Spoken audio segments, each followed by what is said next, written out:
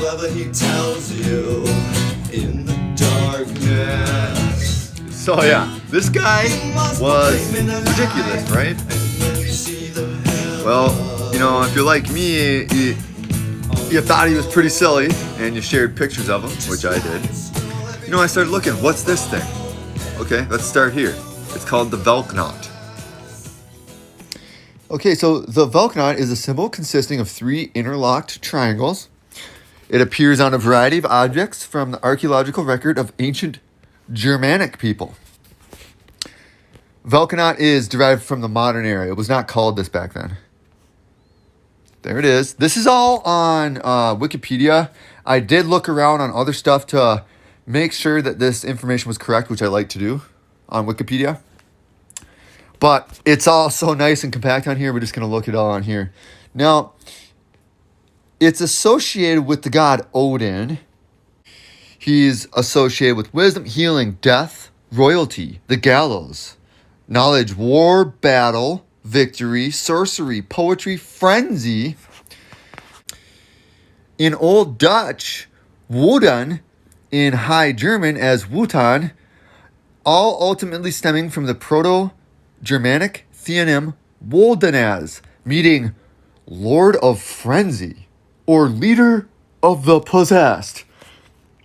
Okay, Old Norse texts portray Odin as one-eyed, long-bearded, frequently wielding a spear, and wearing a cloak and a broad hat.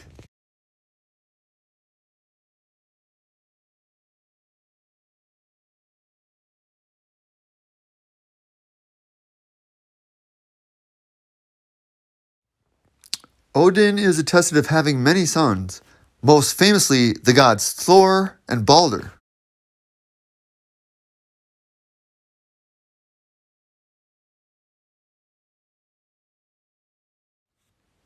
So here are different ways that they represent Thor's hammer. As you can see, it's pretty much the same. Look, Odin and mental binds.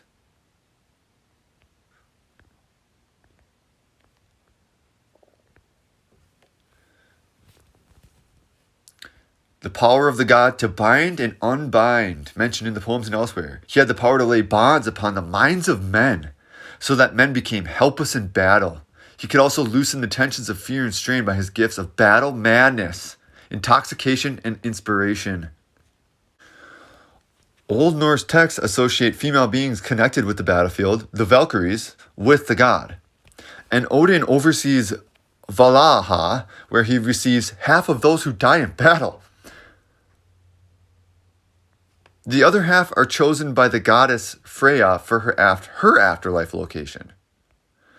Odin consults the disembodied herb-embalmed head of the wise Mimir for advice during the foretold events of Ragnarok.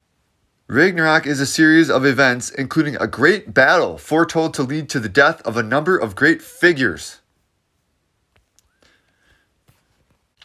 So Odin is told to lead the Einherjar into battle before being consumed by the monstrous wolf. Odin appears as a leader of the Wild Hunt, a ghostly procession of the dead through the winter sky. Winter.